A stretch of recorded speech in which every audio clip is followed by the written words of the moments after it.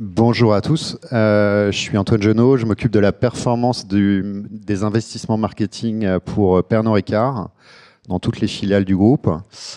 Donc Pernod Ricard, c'est un groupe de vins et spiritueux, vous voyez les marques en bas.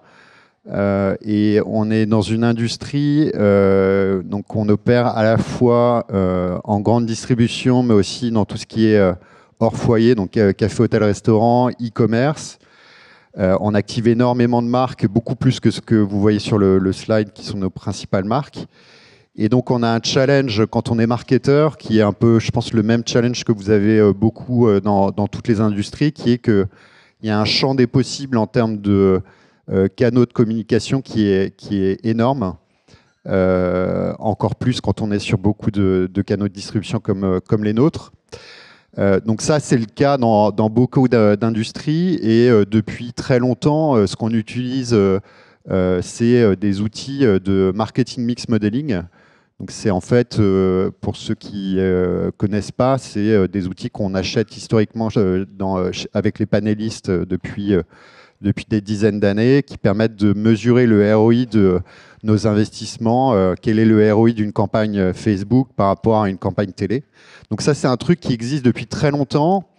Le problème, c'est que de plus en plus, les plans marketing et les budgets sont obsolètes parce qu'en fait, dès qu'on décide d'un budget, le contexte change.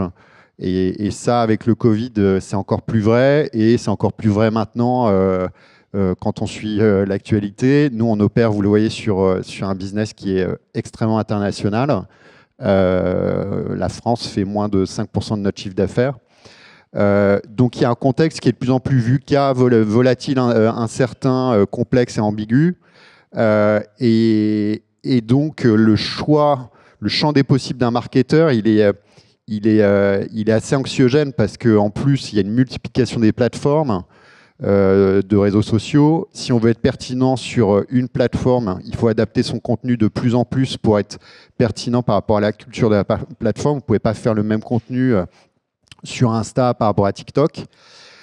Donc voilà, il y a un champ des possibles en termes de choix d'investissement et un champ des possibles en termes d'exécution qui est énorme. Et c'est là où l'IA entre en jeu parce que ça apporte des opportunités énormes.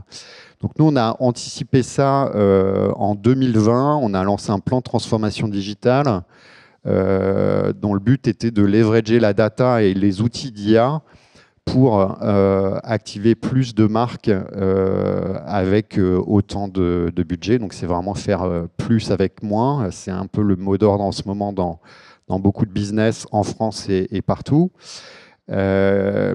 Et donc, on a lancé ce plan de transformation digitale avec notamment l'objectif d'internaliser cet outil de MMM que je vous ai évoqué pour mesurer le ROI de nos campagnes. Donc, on a fait un proof of concept, on a fait vraiment la pure méthode agile de proof of concept avec 2 tests en Allemagne et au Japon. Et après, on a fait le choix de tout internaliser, ce qui est assez atypique par rapport à d'autres entreprises qui utilisent le MMM. On a vraiment internalisé 100% de la chaîne de production, de la collecte de données aux modèles, aux algorithmes, jusqu'à la prestation de conseil pour nos filiales. Donc, c'est quelque chose qui est assez... ça apporte une transformation en termes dans l'entreprise qui est assez forte parce que derrière, ça touche à des sujets de gouvernance, notamment en termes de data. Parce que, un exemple, on s'est rendu compte qu'on était incapable de dire combien on investissait en télé dans le groupe parce que chaque pays avait une définition différente de la télé. Donc, on a mis en place une data gouvernance, une taxonomie de la data pour s'assurer que chaque touchpoint était appelé de la même façon entre la Chine et les US, ce qui est particulièrement important maintenant, parce qu'en plus, si je prends la télé, le format télé, il y a plus un format télé, il y a peut-être des dizaines de formats télé entre la Connected TV, Online TV, etc. Voilà, donc on a industrialisé tout ça et on a déployé cet outil dans tous les pays que vous voyez ici. On s'est arrêté à 13 marchés qui représentent à peu près 80% de notre business. On fait deux runs d'insight par an, ce qui nous permet de mesurer de manière très précise ce qu'on fait. Derrière ça, donc ça c'était un outil, et maintenant on est beaucoup plus dans une logique de centre d'excellence et de mise en pratique et d'enseignement pour codifier ce que j'appelle la secret sauce, mais au pluriel, parce qu'en fait on est sur un business, je pense que c'est le cas, et surtout en food and beverage, c'est dans chaque pays, le mix est extrêmement différent d'une marque à l'autre. Donc, il faut vraiment adapter son mix média à chaque marque. Et donc, on codifie grâce à Matrix, qui est l'outil de mesure du ROI, cette secret sauce. Alors, les data scientists, quand je leur ai montré cette formule, ils me disaient, mais qu'est-ce que c'est que cette formule? C'est une formule complètement bidon, juste pour montrer qu'en fait, le ROI, c'est une équation à 1000 inconnus. Le ROI de ma campagne télé Jameson aux US, elle est bonne ou mauvaise pour plein de raisons que vous voyez à l'écran. Donc, si je commence par la droite, qui est le plus simple, c'est en fait, plus gros c'est la marque et meilleur est le ROI. Donc ça, c'est assez évident parce que vous avez un coût fixe sur la télé, par exemple, qui fait que si vous avez une grosse marque, du coup, ça va être rentabilisé davantage. Bon, une fois qu'on s'est dit ça, le but, c'est quand même de faire grossir nos marques. Donc si on passe après sur la partie achat, c'est là où, pareil, dans la notion de transformation d'entreprise, on a fait le choix de recentrer le nombre d'agences médias avec lesquelles on travaille pour optimiser l'achat média. Donc ça, on est en train d'isoler cette variable-là. Ensuite, il y a la variable d'exécution où là, il y a des milliards de facteurs, puisque on est en train de codifier les bonnes pratiques d'exécution qui peuvent paraître basiques. Par exemple, le fait qu'il faut faire 2 vagues de télé et pas une seule vague dans l'année, ça paraît évident, mais maintenant on le mesure et on est beaucoup plus impactant auprès des marchés pour les obliger à le faire vraiment. On sait qu'une deuxième vague télé, c'est généralement à peu près 30% de ROI en plus, puisqu'il y a un effet de rémanence. Donc voilà, c'est évident, on l'apprend quand on est bébé en école de marketing, mais c'est important de le suivre.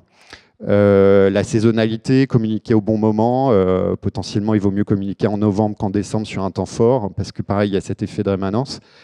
Les effets de synergie entre les touchpoints, le fait que une campagne télé couplée à du digital, c'est souvent le combo gagnant. On sait que le digital avec de la télé, généralement, c'est à peu près 25% de ROI en plus que du digital seul.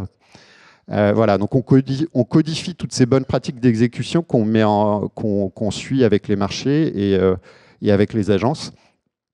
Mais derrière, on touche à l'aspect le plus mystérieux qui est l'aspect créatif.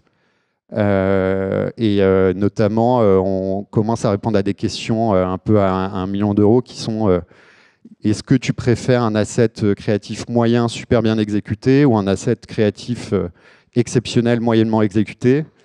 Et en fait, la réponse, nous, ce qu'on voit, c'est que c'est plutôt le premier cas de figure qui est le meilleur. Donc évidemment qu'on préfère un asset créatif exceptionnel, extrêmement bien exécuté, mais dans la vraie vie, ça arrive assez peu. En tout cas, chez nous, on a encore du travail.